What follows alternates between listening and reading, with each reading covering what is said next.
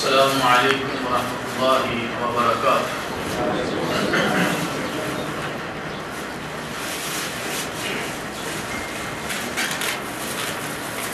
ان الحمد للہ ونستعینہ ونستغفرہ ونعوذ بہ من شرور انفسنا من یہدہ اللہ فلا مضل لہ ومن یضلل فلا ہادی لہ وأشهد أن لا إله إلا الله وأشهد أن محمدا رسول يا أيها الناس اتقوا ربكم الذي خلقكم من نفس واحدة وخلق منها زوجها وبث منهما رجالا كثيرا ونساء واتقوا الله الذي تساءلون به والأرحام ان اللہ کان علیکم رقیبا یا ایھا الذین آمنوا اتقوا اللہ حق تقاتہ ولا تموتن الا وانتم مسلمون یا ایھا الذین آمنوا اتقوا اللہ وقولوا قولا سدیدا یصلح لکم اعمالکم ویغفر لکم ذنوبکم ومن يطع الله ورسوله فقد فاز فوزا عظيما اللهم صل على محمد وعلى آل محمد كما صليت على إبراهيم وعلى آل إبراهيم إنك حميد مجيد اللهم بارك على محمد وعلى آل محمد كما باركت على إبراهيم وعلى آل إبراهيم إنك حميد مجيد۔ حمد و صلاۃ کے بعد ہر قسم کی تعریف، توصیف، کبریائی، بڑائی اللہ جل شانہ کے لیے خاص ہے جو تمام جہانوں کا رب،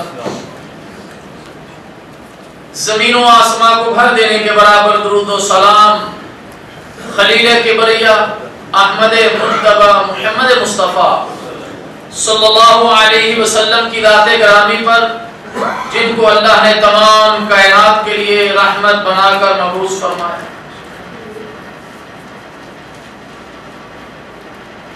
اللہ تعالی جل شانہ کا یہ بہت بڑا احسان ہے، فضل اور کرم ہے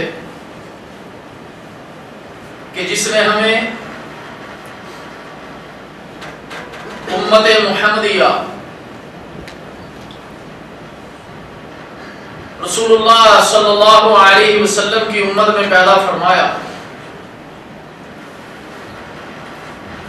اور اللہ تعالی جل شانہ نے ہم پر یہ فضل اور کرم کیا کہ اس نے ہمیں دین کے، اسلام کے مسائل کو سیکھنے کی توفیق عطا فرمائی، اور ہمیں ایسی مجالس میں اکٹھے ہونے کی توفیق دی جس میں خالصتاً اللہ اور اس کے رسول صلی اللہ علیہ وسلم کی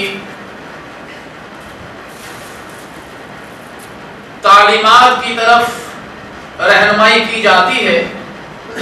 اللہ تعالی جل شانہ ہمارے اس آنے کو، دینی مسائل کو سننے اور سنانے کو رب کائنات اپنی بارگاہ میں قبول و منظور فرمائے، اور ہم اپنے رب رحیم سے التجا کرتے ہیں کہ اللہ تعالی جل شانہ ہمیں قرآن و سنت کے مطابق اپنی زندگیوں کو بسر کرنے کی توفیق عطا فرمائے۔ جس طرح میں نے 2 ہفتے پہلے آپ دوستوں کے سامنے ایک موضوع، ایک درس یا ایک خطبہ آپ کے سامنے رکھا تھا، اور ساتھ یہ عرض کی تھی کہ انشاءاللہ تعالی اس کا دوسرا حصہ پھر کسی موقع پر آپ کے سامنے عرض کریں گے، اور وہ موضوع تھا ولی کی اجازت کے بغیر نکاح کی شرعی حیثیت اور آج جو ہماری گفتگو ہے اس کا موضوع یا عنوان ہے نکاح کے احکام اور مسائل. نکاح کے احکام و مسائل. اللہ تعالیٰ جل شانہ کا ارشاد ہے وَتِلْكَ حُدُودُ اللَّهِ وَمَن يَتَعَدَّ حُدُودَ اللَّهِ فَقَدْ ظَلَمَ نَفْسَهُ. یہ اللہ تعالیٰ جل شانہ کی مقرر کردہ حدیں ہیں، ان سے تجاوز نہ کرو، اور جو ان سے تجاوز کرے گا وہ اپنے اوپر ظلم کرنے والا ہے. اللہ تعالیٰ جل شانہ نے کچھ حدودیں مقرر کی ہیں، ان سے تجاوز نہ کرو. اور یہ یاد رکھو کہ اللہ تعالیٰ جل شانہ کی قائم کردہ جو حدودیں ہیں ان کو کراس کرنے والا، ان سے تجاوز کرنے والا وہ اپنے ہی نفس پر ظلم کرنے والا ہے. اس سے کسی اور کا نقصان نہیں بلکہ اس کا اپنا ذاتی طور پر نقصان ہے. نکاح کے بارے میں اللہ کے رسول صلی اللہ علیہ وسلم کی حدیث مبارکہ، اور یہ حدیث صحیح مسلم میں موجود ہے کہ نکاح انسان کے اندر شرم و حیا پیدا کرتا ہے. نکاح انسان کے اندر شرم و حیا پیدا کرتا ہے اور آدمی کو بدکاری سے بچاتا ہے. اللہ کے رسول صلی اللہ علیہ وسلم نے فرمایا، اور اس حدیث کے راوی ہیں عبداللہ رضی اللہ تعالی، وہ فرماتے ہیں کہ اللہ کے رسول صلی اللہ علیہ وسلم نے ہم سے فرمایا یا معشر الشباب، اے نوجوانوں کی جماعت، من استطاع منکم الباءۃ فلیتزوج فإنه أغض للبصر وأحسن للفرج ومن لم يستطع فعليه بالصوم فإنه له وجاء. فرمایا اے نوجوانوں کی جماعت، اے نوجوانوں کے گروہ، تم میں سے جو استعداد رکھے وہ نکاح کرے، جس کے اندر یہ طاقت ہے نکاح کرنے کی وہ نکاح کرے، اس لیے کہ یہ نکاح آنکھوں میں شرم پیدا کرتا ہے. نکاح آنکھوں میں شرم پیدا کر دیتا ہے اور شرمگاہ کو زنا سے بچاتا ہے. اور جو شخص نکاح کی طاقت نہ رکھے، اخراجات اس کے پاس موجود نہیں، تو وہ روزہ رکھے، کیونکہ روزہ اس کی خواہشات کو ختم کر دے گا یا اس کو ٹھنڈا کر دے گا.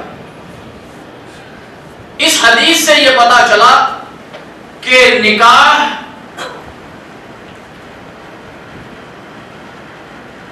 انسان میں شرم و حیا پیدا کرتا ہے. نکاح انسان میں نفسانی جو اس کی خواہشات ہیں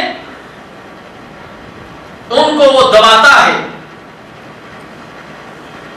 اور اس کے ساتھ ساتھ اللہ کے رسول صلی اللہ علیہ وسلم نے فرمایا، سیدنا جابر رضی اللہ تعالیٰ عنہ اس حدیث کے راوی ہیں، وہ فرماتے ہیں سمعت النبی صلی اللہ علیہ وسلم، میں نے اللہ کے رسول صلی اللہ علیہ وسلم سے سنا، اللہ کے رسول صلی اللہ علیہ وسلم فرماتے کہ جب کسی آدمی کو کوئی عورت خوبصورت لگے، جب آدمی کو کوئی عورت خوبصورت لگے اور اس کے دل میں اس کی محبت پیدا ہو جائے، تو اس کو چاہیے کہ وہ اپنی بیوی کے پاس چلا جائے. اس کو چاہیے کہ اپنی بیوی کے پاس چلا جائے اور اس سے صحبت کر لے. ایسا کرنے سے آدمی کے دل سے اس عورت کا خیال ظاہر ہو جائے گا، جاتا رہے گا. تو پتہ چلا کہ نکاح کا ایک یہ بھی فائدہ ہے نکاح اور یہ شادی ایک انسان کو، مسلمان کو غلط راستے سے محفوظ رکھتی ہے، اور اسی طرح نکاح اس سے مسلمان کا دین مکمل ہوتا ہے، نکاح سے مسلمان کا دین مکمل ہوتا ہے۔ سیدنا انس رضی اللہ تعالیٰ عنہ اس حدیث کے راوی ہیں، وہ فرماتے ہیں اذا تزوج العبد فقد استكمل نصف الدین فلیتق اللہ فی النصف الباقی۔ یہ باقی کی حدیث ہے۔ انس رضی اللہ تعالیٰ عنہ فرماتے ہیں کہ اللہ کے رسول صلی اللہ علیہ وسلم نے فرمایا جب کوئی شخص نکاح کر لیتا ہے تو اپنا آدھا دین مکمل کر لیتا ہے۔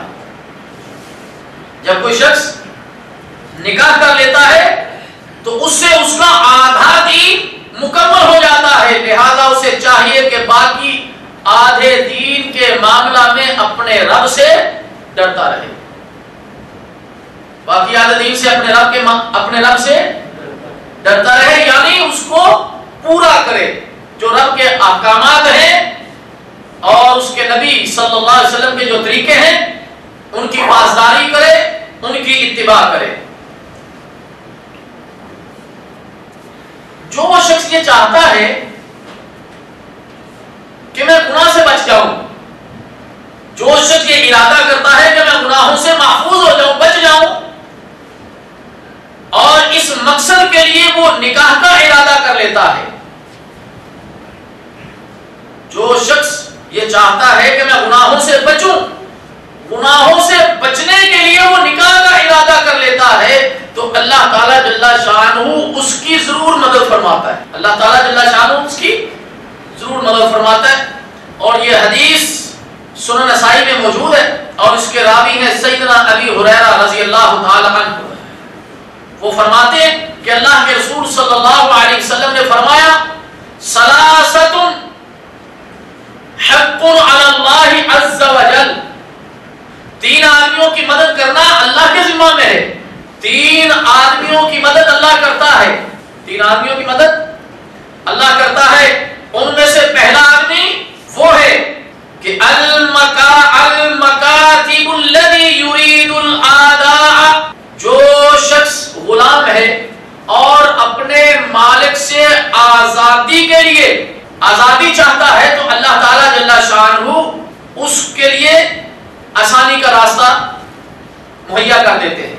جو اپنے مالک سے یہ معاہدہ کرتا ہے کہ تو مجھے کیا کر دے، آزاد کر دے، اس سے آزادی حاصل کرنے کا معاہدہ کرتا ہے، تو اللہ تعالیٰ جل شانہ اس کے لیے آسانی پیدا کر دیتا ہے، اس کی مدد کرتا ہے۔ اور دوسرا آدمی وَالنَّاكِحُ الَّذِي يُرِيدُ الْعَفَافَ، دوسرا وہ آدمی جو یہ ارادہ کرتا ہے کہ میں برائی سے بچ جاؤں، میں برائی سے بچ جاؤں، برائی سے بچنے کا ارادہ کر لیتا ہے اور نکاح کرنا چاہتا ہے، تو اللہ تعالیٰ جل شانہ اس کے لیے آسانی پیدا کر دیتا ہے، اس کے اخراجات کو اس کے لیے سہل اور آسان کر دیتا ہے۔ اور تیسرا آدمی وَالْمُجَاهِدُ فِي سَبِيلِ اللَّهِ، تیسرا وہ آدمی جو اللہ کی راستے میں جہاد کرنے کا ارادہ کرتا ہے، تو اللہ تعالیٰ جل شانہ اس کے لیے اللہ کے راستے میں نکلنا آسان کر دیتا ہے۔ تو پتہ یہ چلا کہ جس شخص کا یہ ارادہ ہے کہ وہ گناہوں کی زندگی سے بچ جائے، برائی سے بچ جائے، تو وہ کیا کرے، نکاح کرے، اور اگر اس کے اندر اتنی طاقت نہیں لیکن اس کی نیت ہے، تو اللہ تعالیٰ جل شانہ ایسے اسباب پیدا فرما دے گا جس سے وہ نکاح والا عمل کر لے گا، اور اس کی زندگی جس کی اس نے نیت کی ہے کہ اللہ اس کو عفت عطا فرمائے، تو اللہ تعالیٰ جل شانہ اس کو عفت عطا فرمائے گا۔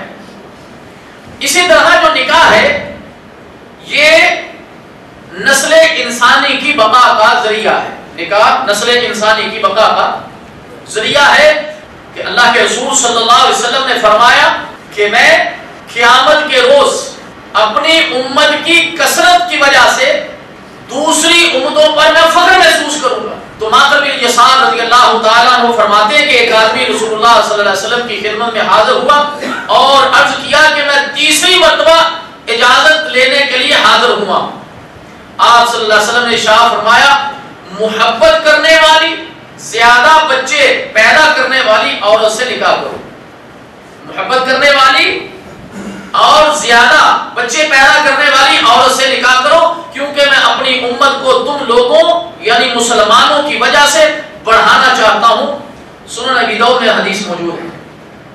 اسی طرح انس رضی اللہ تعالیٰ عنہ کی ایک دوسری روایت میں یہ الفاظ موجود ہے کہ اللہ کے رسول صلی اللہ علیہ وسلم نے فرمایا محبت کرنے والی زیادہ بچے جننے والی عورت سے نکاح کرو، کیونکہ میں قیامت کے روز دوسرے انبیاء علیہ السلام کے مقابلے میں تمہاری وجہ سے اپنی امت کی کثرت چاہتا ہوں۔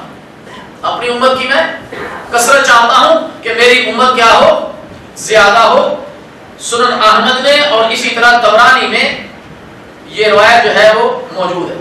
اب ہم دیکھتے یہ ہیں کہ نکاح کی اہمیت کیا ہے۔ نکاح کی اہمیت کیا ہے؟ نکاح نہ کرنے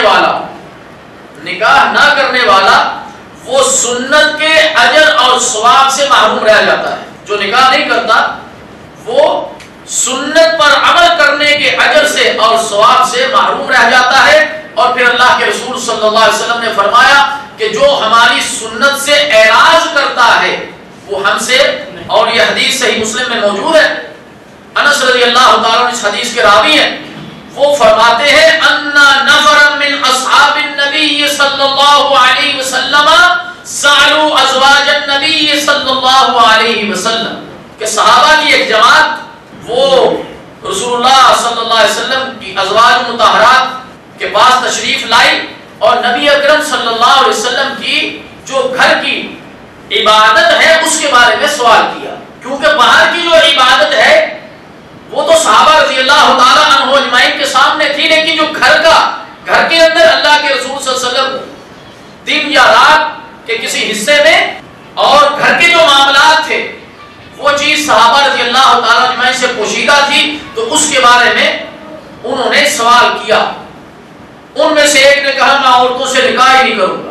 جب اس کو پتا چلا کہ اللہ کے رسول صلی اللہ علیہ وسلم رات کو عبادت بھی کرتے ہیں، اپنے رب کا حق بھی ادا کرتے ہیں اور اپنی ازواج کے بھی حقوق ادا کرتے ہیں، تو اس نے کہا اللہ کے رسول صلی اللہ علیہ وسلم تو بخشے بخشائے ہیں، اللہ کے رسول صلی اللہ علیہ وسلم اپنی بیویوں کے حقوق بھی ادا کریں اور رات کو اللہ کی عبادت بھی کریں، لیکن ہم تو گناہگار ہیں، تو اگر شادی ہوگی تو ظاہر حقوق ادا کرنے پڑیں گے، تو اللہ تعالیٰ جل شانہ کے حق میں خلا پیدا ہو جائے گا، تو میں نکاح ہی نہیں کروں گا۔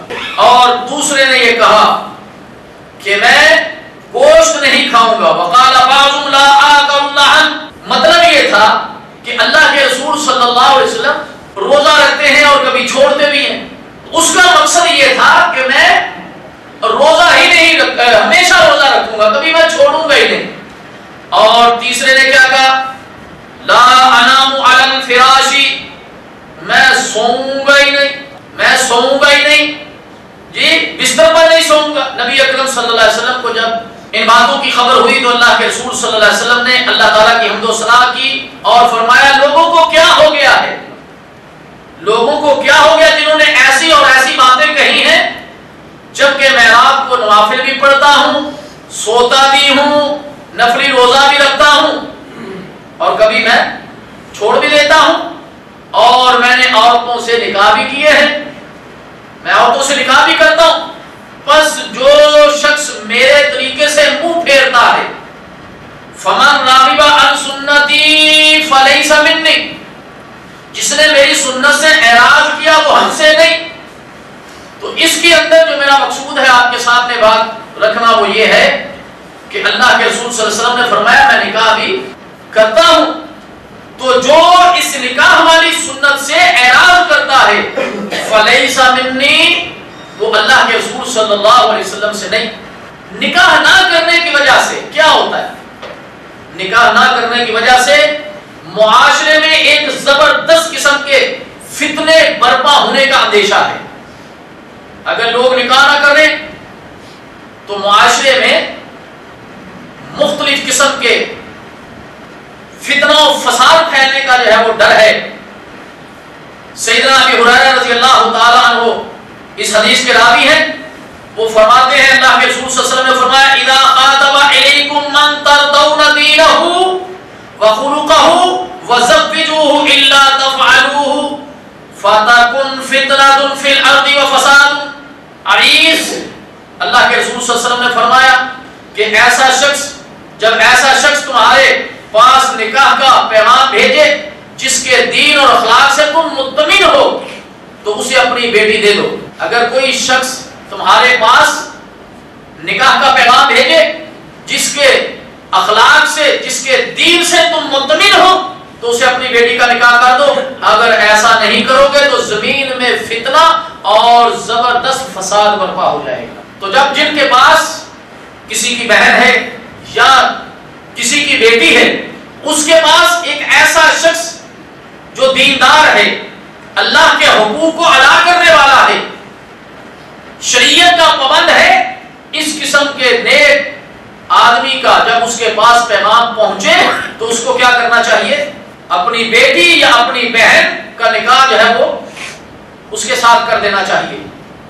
مطلب یہ ہے کہ اگر نکاح والی جو سنت ہے لوگ اس سے اعراض کرنا شروع کر دیں گے, اس سے دور ہونا شروع ہو جائیں گے تو فتنہ اور فساد زمین میں پیدا ہو جائے گا. پھر لوگ اپنی خواہشات کو پورا کرنے کے لیے پھر ناجائز طریقوں کو اختیار کریں گے. اور یہ صورت آج یورپ کے اندر پھیلی ہوئی ہے. نکاح کی طرف ان کا دھیان نہیں, حالانکہ نکاح ان کی شریعت میں بھی موجود ہے, چاہے وہ شریعت موسوی والے ہوں چاہے شریعت عیسوی والے ہوں. سیدنا موسیٰ علیہ السلام کی شریعت میں بھی نکاح ہے, سیدنا موسیٰ علیہ السلام کی شریعت میں بھی نکاح ہے. لیکن جب ان لوگوں نے نکاح سے منہ موڑا, نکاح سے انہوں نے منہ موڑ لیا, نکاح سے پیچھے ہٹ گئے تو وہ لوگ برائی کے اندر بدکاریوں کے اندر جو ہے وہ داخل ہو گئے. اور آج دیکھیں کہ ان کے معاشرے میں نکاح جو ہے یہ معدوم ہوتا چلا جا رہا ہے اور ایک ایک آدمی اور ایک ایک عورت کے کئی مردوں کے ساتھ اور مردوں کے کئی عورتوں کے ساتھ یارانے ہیں اور ان کے ماحول میں ان کے معاشرے میں ایک فتنہ اور فساد جو ہے وہ پھیلا ہوا ہے. نکاح نہ کرنے سے بدکاری بڑھنے کا خطرہ ہے. جب نکاح نہیں کریں گے تو یہ ایک انسان کی اس کے اندر اللہ تعالیٰ جل شانہ نے ایک صنفی طور پر ایک رغبت رکھی ہے, مرد کے اندر عورت کی طرف اور عورت کے اندر مرد کی طرف. جب نکاح نہیں کیا جائے گا, سنت پر عمل نہیں کیا جائے گا تو پھر بدکاریاں بڑھنے کا جو ہے وہ خطرہ پیدا ہو جاتا ہے. اور پھر یہ بھی ہے کہ نکاح کے بغیر دین نامکمل ہے. اس لیے کہ اللہ کے رسول صلی اللہ علیہ وسلم کی حدیث مبارکہ میں نے آپ کے سامنے رکھی کہ جب بندہ نکاح کر لیتا ہے تو اس کا آدھا دین پورا ہو جاتا ہے اور باقی آدھے دین کے بارے میں وہ اپنے رب سے کیا کرے, ڈرتا رہے, یعنی اس کو پورا کرے. اب ہم یہ دیکھتے ہیں نکاح جو قرآن اور سنت میں نکاح کی ترغیب دی گئی ہے, نکاح کرو نکاح کرو نکاح کرو, تو نکاح کی کتنی اقسام ہیں, کتنی قسم کے نکاح ہیں, ہم کون سا نکاح کریں؟ ہمارے لیے, ہم مسلمان ہیں, امت محمدیہ میں سے ہیں, تو ہمارے لیے کون سا نکاح بہتر ہے, کون سا ہمیں نکاح کرنا چاہیے؟ نکاح کی 4 اقسام ہیں. جی سنی تھی پہلے آپ نے, جی سنی تھی. نکاح کی 4 اقسام ہیں. نکاح مسنون, پہلا کیا ہے نکاح؟ نکاح مسنون جس کو آپ سنتی نکاح کہتے ہیں, اور دوسرا ہے نکاح شغار, اور تیسرا ہے نکاح حلالہ, اور چوتھا ہے نکاح متعہ. 4 قسم کے نکاح ہیں. اب ہم مختصراً ایک 2 احادیث ان تمام قسم کے نکاحوں کے بارے میں آپ کے سامنے رکھ دیتے ہیں تاکہ ہمیں پتہ چل جائے کہ یہ نکاح کیسا ہے اور یہ شریعت میں اس کا کیا درجہ ہے اور اس کا کیا درجہ ہے، شریعت نے اس سے کیوں روکا ہے، اس سے کیوں روکا ہے، اس کی کیوں اجازت دی ہے۔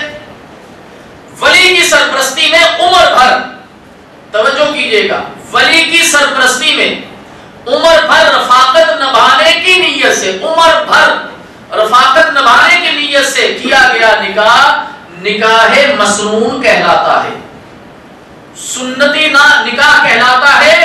یہ نکاح جائز ہے، یہ نکاح جائز ہے۔ اپنے شوہر کے علاوہ دوسرے مردوں سے اختلاط کی تمام قسمیں حرام ہیں۔ اپنے شوہر کے علاوہ دوسرے مردوں کے ساتھ اختلاط کی، ایسے مرد جو اس عورت کے لیے نامحرم ہیں، ان کے لیے جتنی بھی مجلسیں ہیں، جتنے بھی اختلاط ہیں، اکٹھے ہونے ہیں، وہ سارے کے سارے کیا ہیں، حرام ہے۔ عورت کے لیے بیک وقت ایک سے زائد مردوں سے نکاح کرنے کا طریقہ اسلام نے حرام قرار دیا ہے۔ ایک ہی وقت میں ایک عورت کے لیے ایک سے زائد مردوں سے نکاح کرنے کا اسلام نے اس طریقے کو حرام قرار دیا ہے۔ اب ہم اس حدیث کی طرف جو ہے وہ رجوع کرتے ہیں۔ ایک لمبی حدیث صحیح بخاری میں موجود ہے اور اس کی راویہ ہے بی بی سیدہ عائشہ الصدیقہ رضی اللہ تعالی عنہا، قالت، وہ فرماتی ہے، ان النکاح فی الجاہلیت کان علی اربع انحاء، جاہلیت کے دور میں 4 قسم کے نکاح تھے۔ جاہلیت کے دور میں کتنے قسم کے نکاح تھے؟ 4 قسم کے نکاح تھے۔ فنکاح منہا نکاح الناس اليوم یخطب الرجل الى الرجل ولیتہ او ابنتہ فیصدقها ثم ينکحها ونکاح آخر۔ پہلے نکاح کے بارے میں فرماتی ہے کہ جس کا طریقہ آج بھی لوگ کرتے ہیں، آج بھی لوگ اس طریقے پر چل رہے ہیں، وہی طریقہ ہے جس پر آج لوگ چل رہے ہیں کہ ایک مرد دوسرے مرد کے پاس، یعنی ولی کے پاس، اس کی طرف اس کی بیٹی یا اس کی رشتہ دار عورت کے نکاح کے لیے پیغام بھیجتا ہے۔ ان 4 قسم کے نکاحوں میں سے پہلا نکاح کیا ہے جو آج بھی رائج ہے، کہ ایک مرد دوسرے مرد کی طرف، یعنی دوسرے ولی کی طرف اس کی بہن، اس کی بیٹی یا اس کی قریبی رشتہ دار عورت کی طرف کیا کرتا ہے، نکاح کا پیغام بھیجتا ہے۔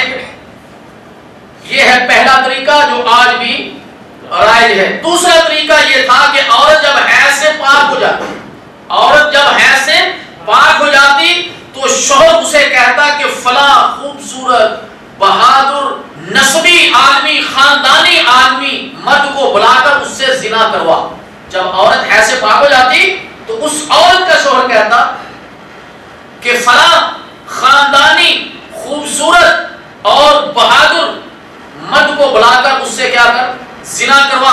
اس کے بعد جب تک حمل کا پتہ نہ چلتا تو عورت کا شوہر اس سے دور رہتا۔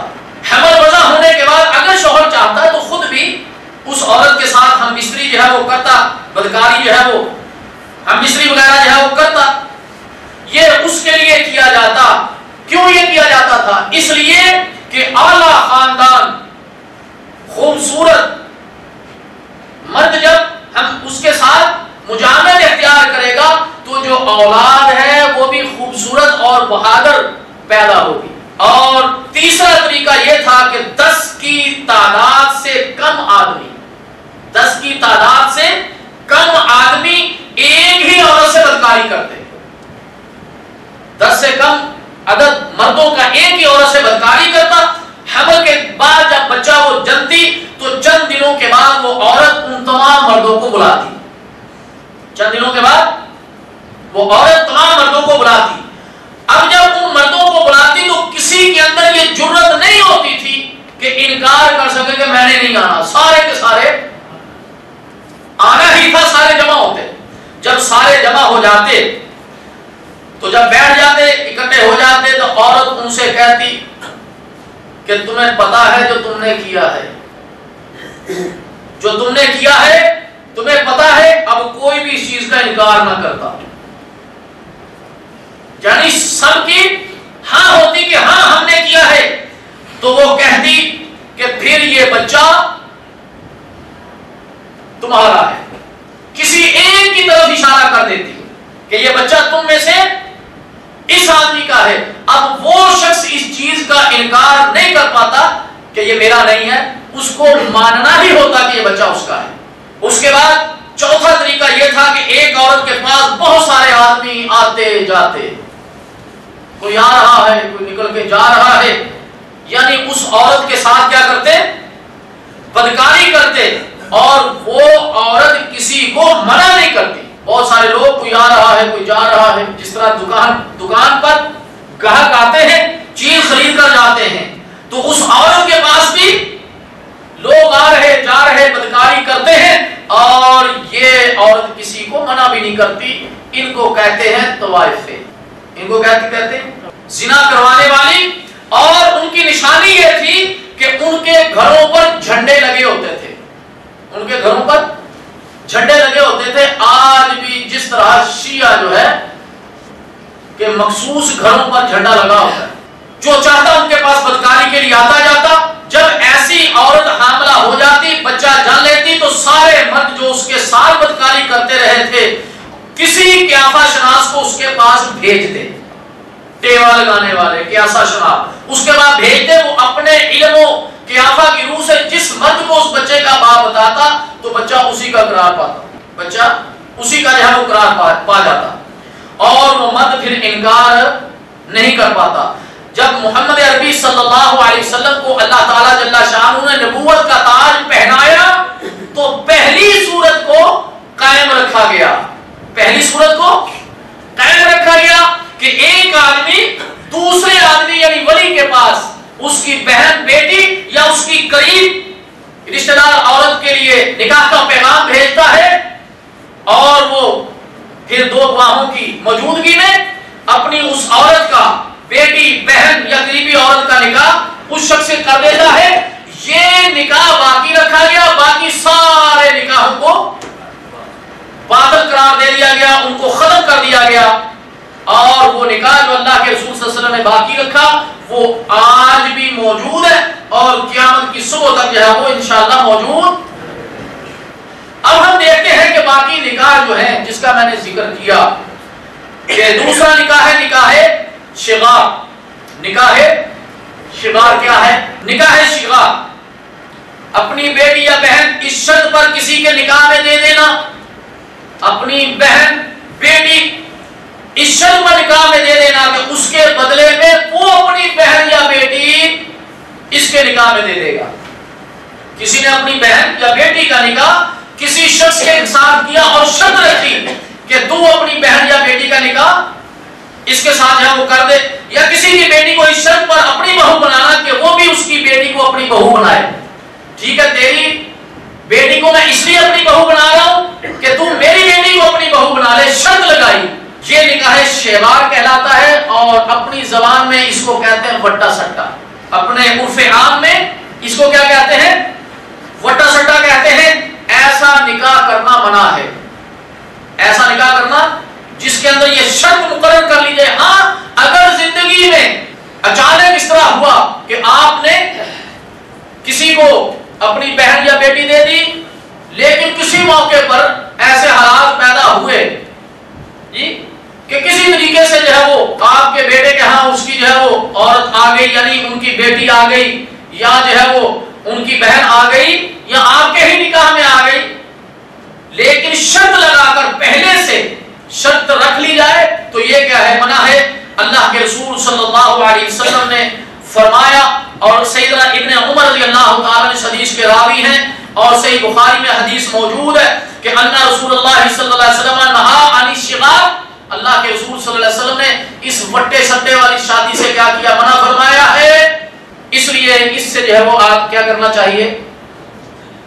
اپنے آپ کو روکے رکھنا یا محفوظ کرنا چاہیے، اس لیے کہ اس سے پھر آگے چل کر بہت سارے مسائل پیدا ہو جاتے ہیں۔ اگر یہاں پر کوئی مسئلہ پیدا ہوا تو اب وہ ادھر بات پہنچے گی تو ادھر اس کے لیے مسئلے پیدا ہو جائیں گے، ایک نہیں دونوں گھر کے اجڑنے کا خطرہ جو ہے وہ پیدا ہو جاتا ہے۔ حلالہ، نکاح حلالہ، نکاح حلالہ جو ہے یہ تفصیل طلب چیز ہے. ایک صرف یہ نکاح حلالہ تفصیل طلب ہے. اس پر جو ہے وہ انشاءاللہ کسی موقع پر آپ دوستوں کے سامنے مستقل ایک درس رکھیں گے، اس لیے کہ یہ بیماری اس وقت جو ہے وہ بڑی عام اور عروج پر ہے. نکاح حلالہ کے بارے میں صرف ایک حدیث میں آپ کے سامنے بیان کیے دیتا ہوں. اس کی مثال ایک شخص ہے، اس کا نام ہم با رکھ لیتے ہیں. اگر نام رکھیں ہو سکتا ہے یہاں پر بیٹھا ہو تو کہے کہ شاید مولوی صاحب نے میرا نام جان بوجھ کے لیا. ایک شخص ہے، اب نام اس کے آپ نے یاد رکھنا ہے. ایک شخص ہے جس کا نام کیا ہے؟ با. با اپنی بیوی نون کو طلاق دینے کے بعد، با نے نون کو طلاق دے دی.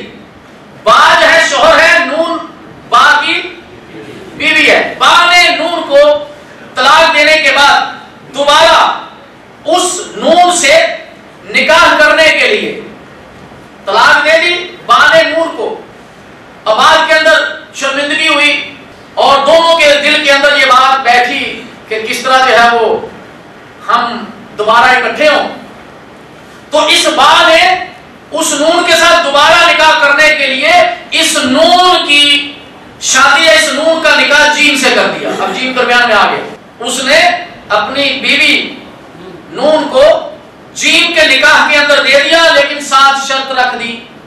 ساتھ شرط رکھ دی کہ جیم 1 یا 2 دن کے بعد اس نون کو جو اس کی پہلی بیوی تھی طلاق دے دے گا اور یہ بات دوبارہ اس کے ساتھ کیا کر لے گا؟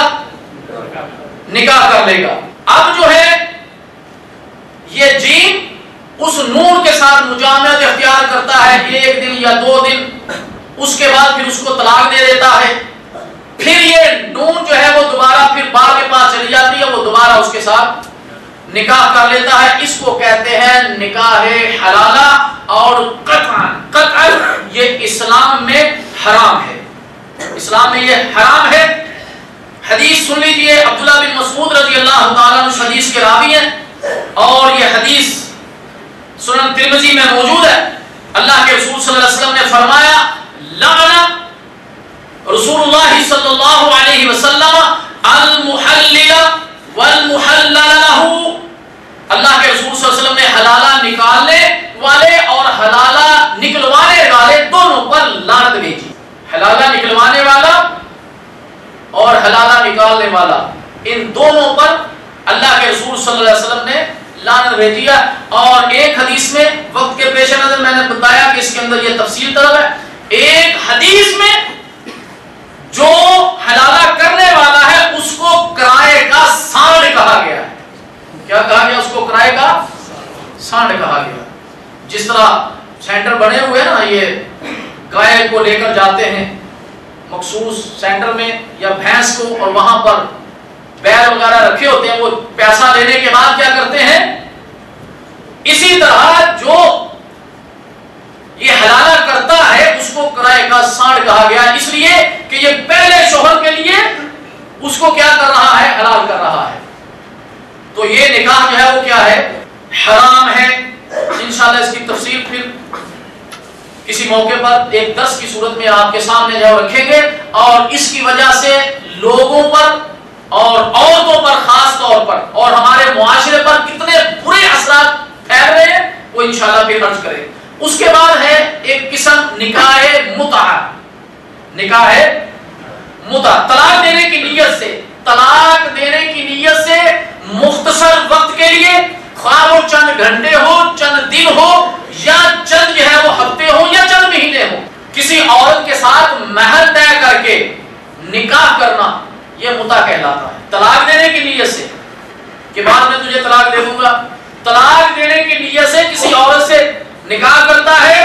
وہ نکاح چند گھنٹے کا ہو، چند دنوں کا ہو، چند ہفتوں کا ہو یا چند مہینے کا ہو، یہ نکاح کیا کہلاتا ہے؟ نکاح متعہ کہلاتا ہے.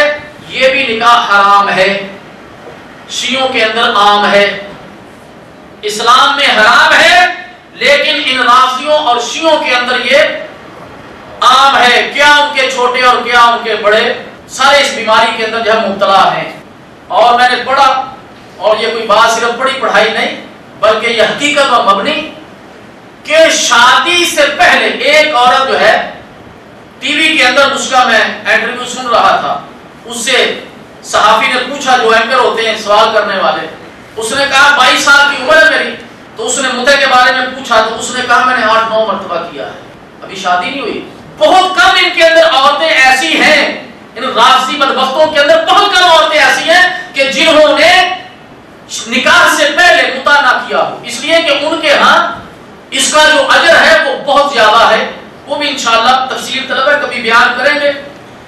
حضرت زبیر بن صبرہ جوہینی رضی اللہ تعالیٰ عنہ اس حدیث کے راوی ہیں، صحیح مسلم میں یہ حدیث موجود ہے، فرماتے ہیں ان اباہ حدثه انه كان مع رسول الله صلی اللہ علیہ وسلم فقال یا ایها الناس، اللہ کے رسول صلی اللہ علیہ وسلم فرمایا انی قد كنت آذنت لكم في الاستمتاع من النساء وان الله قد حرم ذلك الى يوم القيامه فمن كان عنده منهن شيء فليخلي سبيلها ولا تأخذوا مما آتيتموهن شيئا۔ اللہ کے رسول صلی اللہ علیہ وسلم نے فرمایا کہ لوگوں میں نے تمہیں عورتوں سے مطع کرنے کی اجازت دی تھی، میں نے تمہیں کیا کیا تھا؟ عورتوں سے مطع کرنے کی اجازت دی تھی، لیکن اب اللہ تعالیٰ نے قیامت کے دن تک اس کو حرام کر دیا ہے۔ اب اللہ تعالیٰ جل شانہ نے اس کو قیامت تک اس کو حرام کر دیا ہے، لہذا اگر اس قسم کی کوئی عورت کسی کے پاس ہو تو اسے چھوڑ دے۔ اگر اب کسی کے نکاح میں اس قسم کی کوئی عورت جس کے ساتھ اس کا معاہدہ ہو چکا ہے، گھنٹوں کا، منٹوں کا، دنوں کا، ہفتوں کا یا مہینوں کا، اس عورت کو کیا کرے؟ وہ چھوڑ دے، اور جو کچھ تم نے اس کو دیا ہے مہر وغیرہ وہ واپس نہ لے۔ اس نکاح کی شروع اسلام میں اجازت تھی، مکہ فتح ہوا ہونے سے پہلے نکاح مطع جائز تھا۔ فتح مکہ کے موقع پر اللہ کے رسول صلی اللہ علیہ وسلم نے اس نکاح کو یعنی مطع والے نکاح کو بھی حرام کر دیا، اور گدھوں کے بارے میں بھی حکم دے دیا کہ یہ بھی کیا ہے؟ حرام ہے۔ بعض صحابہ کرام رضی اللہ تعالیٰ عنہ اجمعین جو اس وقت وہاں موجود نہیں تھے، وہ اور ملکوں کے اندر جا چکے تھے اور ان تک خبر نہ پہنچی اس حرمت کی، وہ اس کو حلال ہی سمجھتے رہے، وہ اس کو حلال ہی سمجھتے رہے، لیکن جب خلافت آئی سیدنا عمر بن خطاب رضی اللہ تعالی عنہ کی، تو انہوں نے سختی سے اس کے اوپر عمل کروایا اور اس قانون کو جو ہے وہ لاگو کیا، تو تمام صحابہ رضی اللہ تعالی عنہ اجمعین کو جو ادھر ادھر بھی چلے گئے تھے ان کو پھر اس حرمت کی خبر ملی اور اس کو پھر وہ ناجائز سمجھنے لگے۔ آج شیعہ رافضی اس پر عمل نہیں کرتے اور وہ کہتے کیا ہے کہ یہ سیدنا عمر بن خطاب رضی اللہ تعالی عنہ کا زبردستی نافذ کیا ہوا قانون ہے، اور یہ بات ان کی سراسر جہالت پر مبنی ہے، اور یہ ان کی لا علمی ہے یا ان کی جو ہے وہ سمجھنے کے عیاج پسندی ہے جس کو وہ ختم نہیں کرنا چاہتے، اس لیے کہ ان کے جو ذاکر ہیں زندگی کے اندر پتہ نہیں سینکڑوں عورتوں کے ساتھ ثواب کی نیت سے جب نکاح کریں گے، مطع کریں گے، اور جب جو ہے وہ چھوٹی بچیوں کے ساتھ نکاح مطع کو وہ جو ہے وہ جائز قرار دیں گے، ان کو بھی عادت پڑ جائے گی، اور بڑی ہونے تک نکاح تک پتہ نہیں وہ کتنوں کے ساتھ جو ہے وہ منہ کالا کریں گے۔ اور حقیقت میں بتاؤں آپ کو، ان بدبختوں کے چہروں کو دیکھ لیجئے، اللہ کی لعنت برس رہی ہوتی ان بدبختوں کے اوپر، کیا ان کے ذاکر اور کیا ان کے جو ہے وہ ماننے والے۔ تو یہ نکاح بھی کیا ہے؟ نکاح مطع بھی حرام ہے۔ یہ بھی تفصیل طلب ہے، انشاءاللہ کبھی اس کی بھی تفصیل جو ہے وہ آپ کے سامنے رکھیں۔